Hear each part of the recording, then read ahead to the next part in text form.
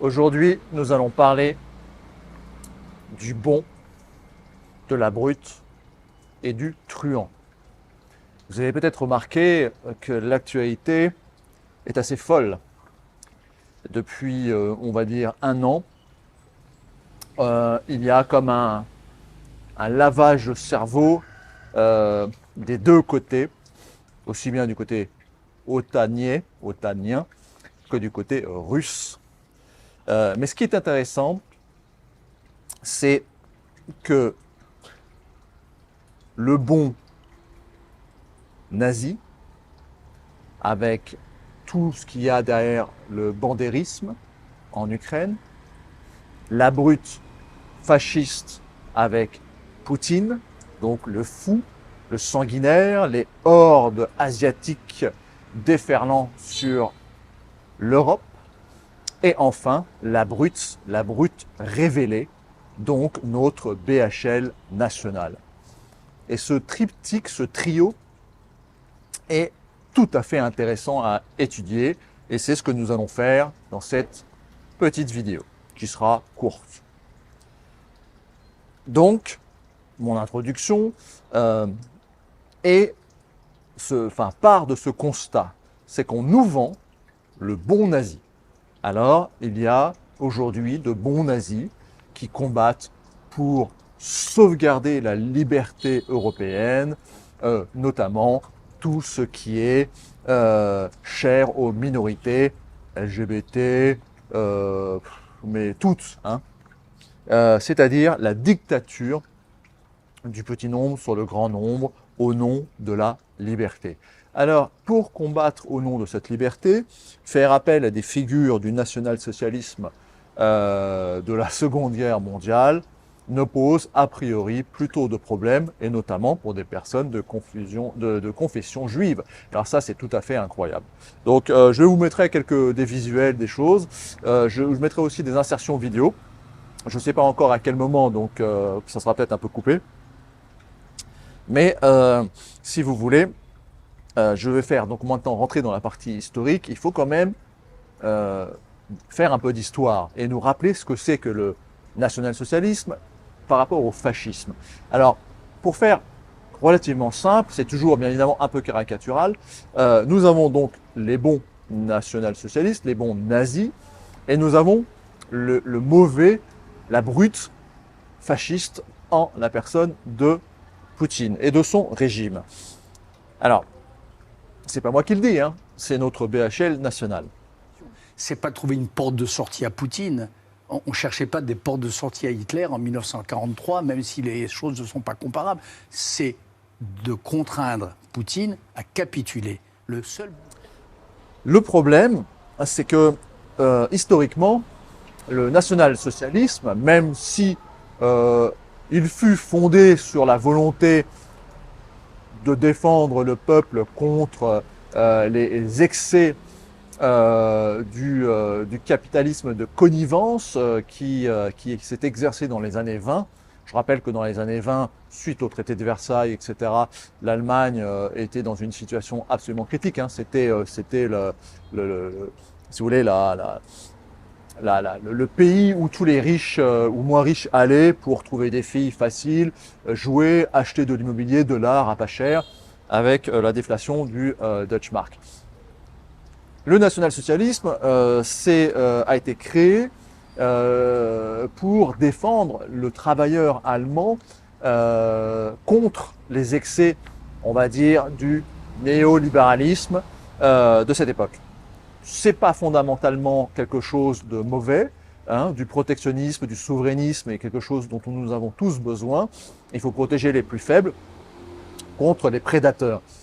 Alors, le national-socialisme avait en face de lui le bolchevisme. Bien évidemment, le bolchevisme, c'est un national-socialisme extrême. Je ne parle pas du racisme, hein, ici encore. C'est un national-socialisme extrême, puisque c'est un national-socialisme qui va jusqu'au bout de la révolution sociale et qui veut prendre tous les biens des riches, ce qui n'est pas le cas dans le national-socialisme. Mais le national-socialisme a tout un pan noir qui est le pan de l'idéologie que représente le personnage tout à fait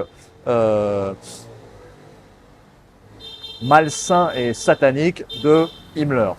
Alors, c'est l'idée que la race supérieure est allemande, germanique, bon, tout ça vous le connaissez, mais le national-socialisme a été, suite à la nuit des longs couteaux, suite à l'assassinat de Grégoire Strasser, de Röhn, etc., s'est transformé en un outil du libéralisme, du capitalisme international pour lutter contre le bolchevisme. Et c'est exactement ce qui se répète aujourd'hui. C'est-à-dire qu'à cette époque, tout du moins au début de la guerre, que ce soit de Ford à IBM, toutes les grandes entreprises américaines, européennes, même les Anglais, pardon pour le bruit, même la famille royale anglaise, tout le monde soutenait Hitler contre le risque des hordes communistes sauvages asiatiques déferlant sur l'Europe venus de la Russie.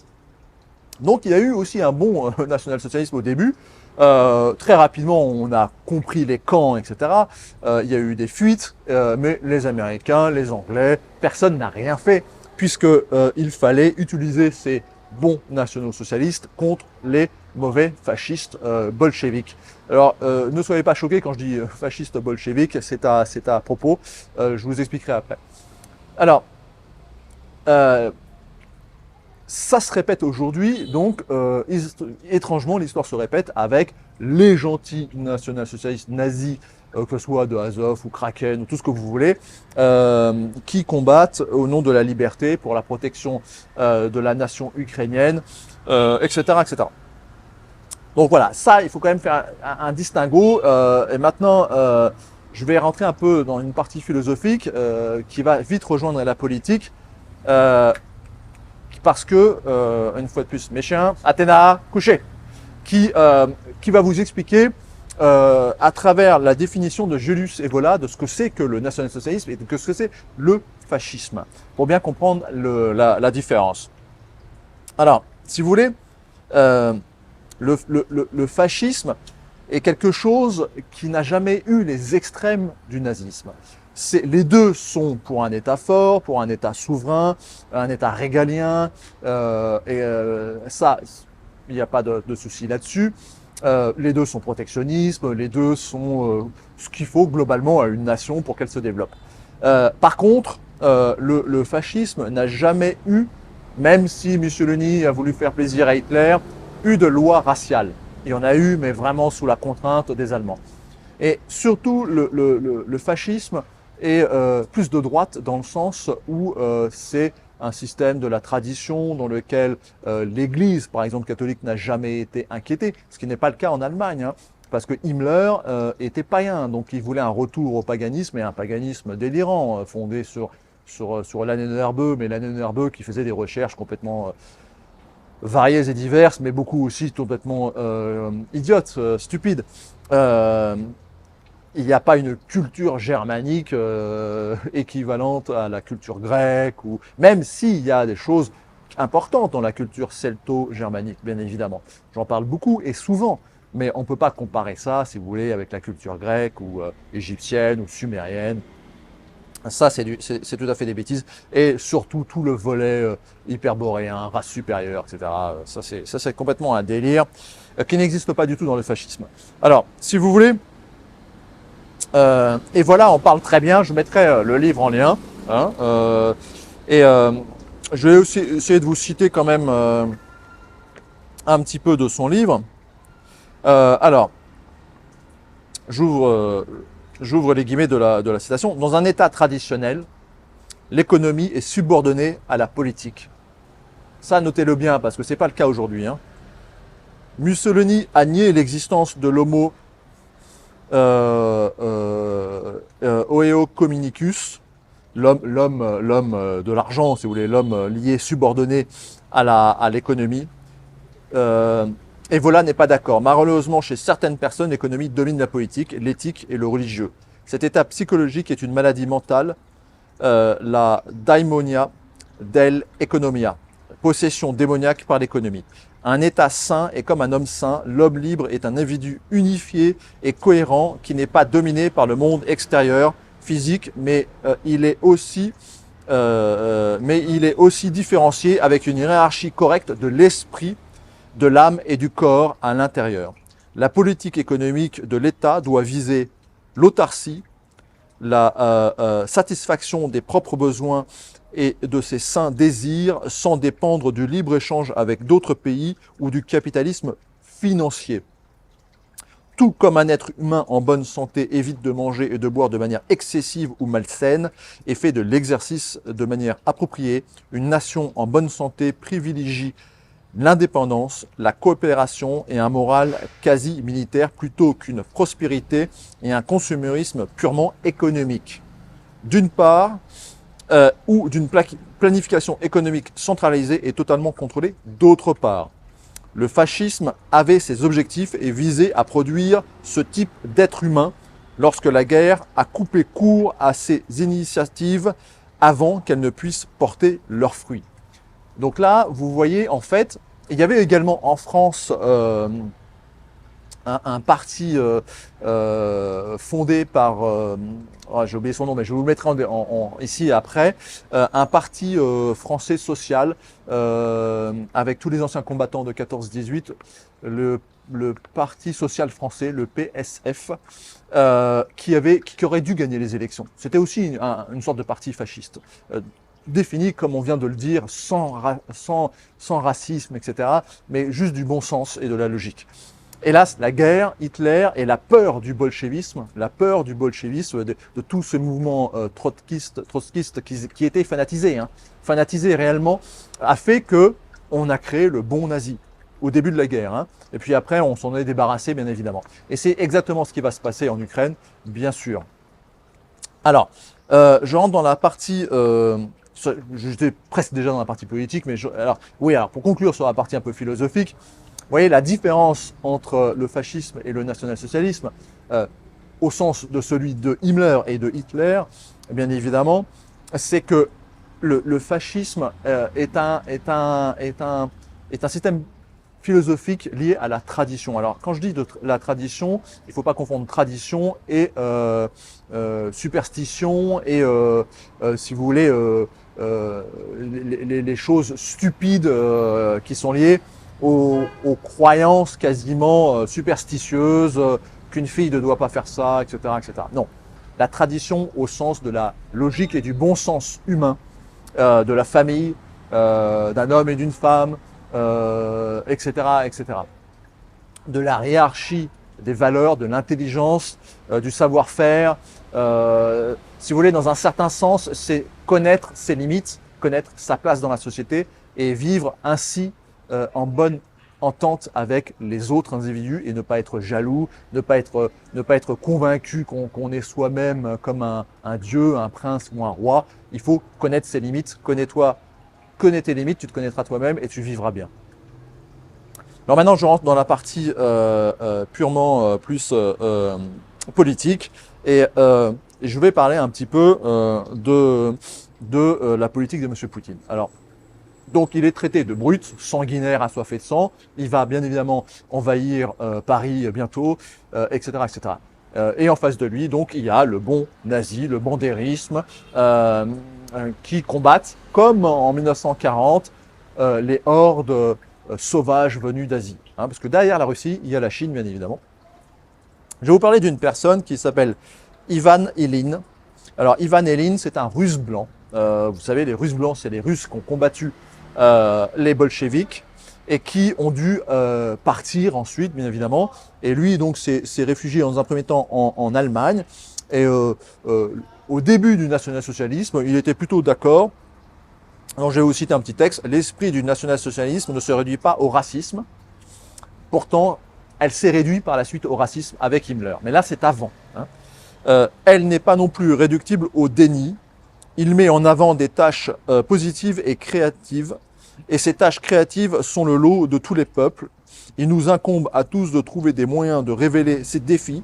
Il est imprudent et déshonorant de se moquer à l'avance de ses tentatives de quelqu'un d'autre et de se réjouir de son échec supposé. Et le mouvement blanc n'a-t-il pas été calomnié? N'ont-ils pas accusé de pogrom? N'ont-ils pas calomnié Mussolini? Et est-ce que ça rendant Wrangler et Mussolini moins mauvais. On ne peut, où se peut-il que l'opinion publique européenne se sente appelée à entraver toute véritable lutte contre le communisme, donc le bolchevisme. Je fais une distinction entre le bolchevisme et le communisme de Staline après. À la fois purificatrice et créatrice, et qu'elle ne cherche qu'un prétexte commode pour cela. Mais alors, nous devons garder ceci à l'esprit. Donc ça, c'est Ivan Elin, 1933. Alors après, quand il a vu la montée en puissance de la partie Himmler, donc racisme, etc., il a quitté l'Allemagne, bien évidemment. Mais vous voyez, c'est intéressant. Et Ivan Elin a été remis au goût du jour par Monsieur Poutine. Il a même fait rapatrier sa sépulture en Russie. Et c'est un des mentors de Poutine. Pas dans le sens du national-socialisme, mais dans le sens je dirais, d'un fascisme cohérent et tout à fait intéressant dans le sens de valeurs de patriotisme, de valeurs ou de nationalisme, mais des valeurs de patriotisme, nationalisme, d'une volonté d'indépendance, d'une volonté de souverainisme. Vous savez que la Russie aujourd'hui est totalement souveraine au niveau agriculture, au niveau industriel. Bon, alors bien évidemment pas au niveau des puces électroniques, mais qu'il est aujourd'hui à part quelques pays. Voilà. Mais cette volonté de protéger le peuple, de faire attention aux prédateurs capitalistes, du capitalisme sauvage, etc. C'est quelque chose qui existe en Russie et c'est pour moi une sorte de fascisme. Dans le bon sens du terme, bien évidemment. Donc voilà, pour vous aller d'un point de vue politique. Donc on accuse Poutine d'être un fasciste puisqu'il interdit la Gay Pride. Et en même temps, on protège nos bons nazis en Ukraine, où Monsieur Zelensky, je mettrai aussi des vidéos, donc je ne sais pas à quel moment je le redis, mais voilà, je couperai par moment, où Monsieur Zelensky est proposé au prix Nobel, il défend ces gentils nazis, lui-même étant de confession juive, dans un pays, l'Ukraine, qui a été à un moment donné à moitié sous domination de l'Empire khazar, donc juif, qui est un pays mélangé, qui est un pays qui n'est pas vraiment, qui est en train de se créer aujourd'hui face à entre guillemets à l'agression russe, ça c'est tout à fait exact, c'est toujours dans l'agression qu'on se forme, mais concrètement, c'est un pays un peu inventé dans le sens historique, qui deviendra sans doute une nation. Et qu'est-ce qui va se passer? C'est que, je pense, à mon simple avis, c'est que les frontières vont plus ou moins être stabilisées à la partie russophile de l'Ukraine, et qu'il y aura une sorte de bande de Gaza, et que cette guerre ne se terminera jamais parce que le grand capital occidental ne veut pas que cette guerre se termine. C'est comme en Palestine. C'est une guerre qui va durer, à mon avis, très longtemps. Il y aura une bande de Gaza. Pourquoi? Tout simplement pour des raisons de capital. Pour brûler de l'argent, pour brûler des armes et faire tourner la machine du grand capital américaine. Bon, c'est mon idée, on verra. Mais je suis pas loin de penser que cela va être de toute manière de ce côté.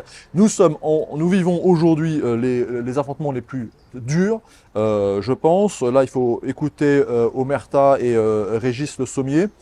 La guerre en ce moment en Ukraine est extrêmement violente, extrêmement violente. Donc tous les généraux de plateau, tous les Alexandres, etc., qui poussent à la guerre, ou comment il s'appelle, le maire de Béziers, j'ai oublié son nom, sont des gens totalement stupides.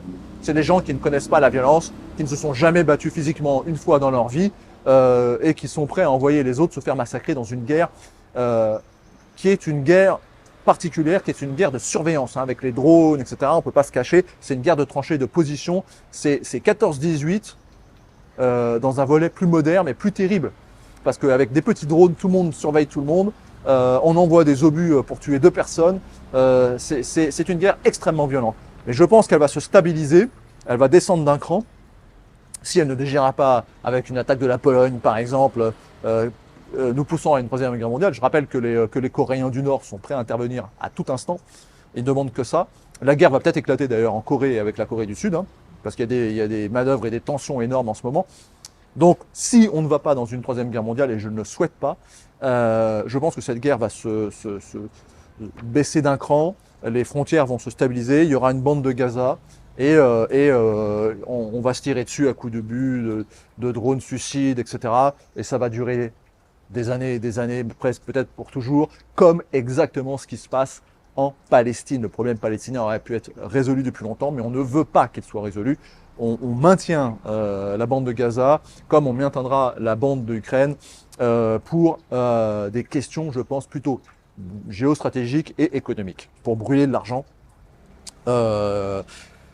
Voilà. Donc, si vous voulez, pour revenir à au bon nazi, à la brute fasciste et au truand révélé, hein, c'est-à-dire en fait notre BHL national, qui adule Zelensky d'une manière totalement folle. Donc là, je suis dans la conclusion.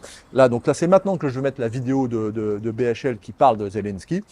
Donc je la mets maintenant. Pour moi, français et juif, Zelensky s'inscrit désormais dans la galerie des héros de ce que j'ai appelé le génie du judaïsme. Donc vous avez vu cette vidéo, c'est quand même incroyable. C'est-à-dire en fait que Zelensky est le nouveau héros juif mondial. Je pense, alors je ne sais pas, mais il est possible que ce soit le premier président de confession juive au monde. Je ne sais pas s'il y a eu d'autres présidents dans un pays, on va dire entre guillemets, occidental de confession juive, mais peut-être pas, hein, à vérifier. Mais donc c'est devenu un héros national, et même des juifs vont combattre avec les gentils nazis. C'est-à-dire des Israéliens viennent combattre avec les gentils nazis. Est-ce que c'est pas malsain? Et on ne parle pas du nazisme des frères Strasser, on parle du nazisme de Himmler, le dernier, le nazisme qui est ce qu'on appelle les néo-nazis aujourd'hui. C'est-à-dire des gens blancs identitaires, ce qu'on peut comprendre, hein, d'être identitaire. Moi, je peux le comprendre, même si je ne suis pas, moi, fondamentalement, marié avec une Cambodgienne. Comment voulez-vous que je revendique mon côté identitaire? Mais je comprends et je suis pour la préservation de l'espèce blanche en Europe, hein, qui est en train de disparaître. Espèce en voie de disparition. Oui, il faut protéger l'ethnie blanche, la race blanche. Mais c'est pas pour autant qu'il faut dire qu'elle est supérieure aux autres, qu'elle est faire du racisme, etc. Ce qu'a fait Himmler.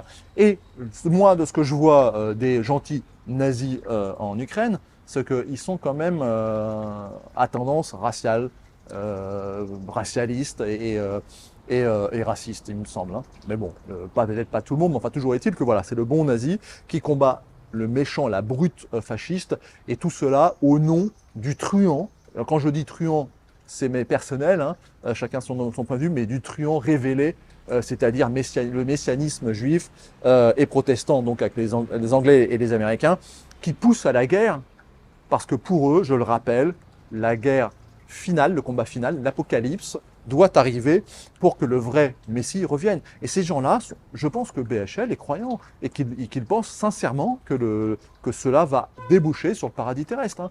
Sinon, pourquoi faire ça? Pourquoi faire ça? Quel est l'intérêt que des frères je rappelle que les Ukrainiens et les Russes, c'est le même peuple, hein, s'entretuent au nom de qui? Au nom de quoi? Pour qui? Pourquoi?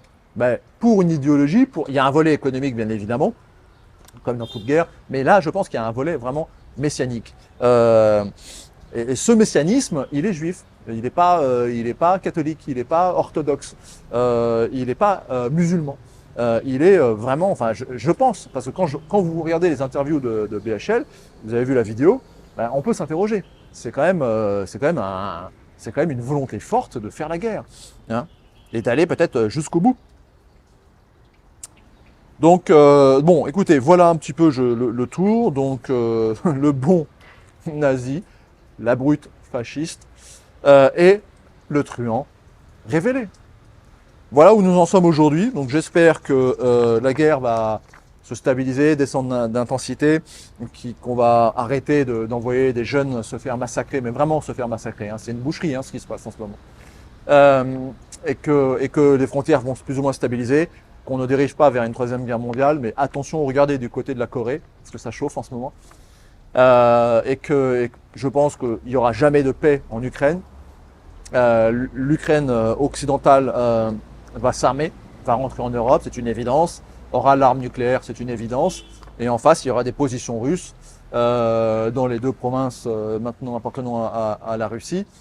Voilà, j'espère que ça va se stabiliser comme ça, et qu'avec le temps, le Messie n'arrivant pas, le messianisme on va peut-être comprendre que tout ça, ce sont un peu des bêtises et que petit à petit, on va retourner vers la paix, tout du moins descendre en intensité et par des échanges économiques, des échanges de coopération entre la Russie et l'Europe d'ici une à deux générations. Je pense que ça prendra du temps.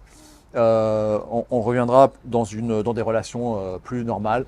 Entre-temps, si un pays comme la France se libère, reprend sa souveraineté, fait un changement politique avec le Front National par exemple, mais ça peut être un autre parti, hein, souverainiste, même de gauche, et qui ait une volonté de reprendre des relations normales avec la Russie, ça pourrait aussi grandement aider, bien évidemment. Donc voilà, merci de m'avoir écouté, je vous dis à très bientôt. Au revoir.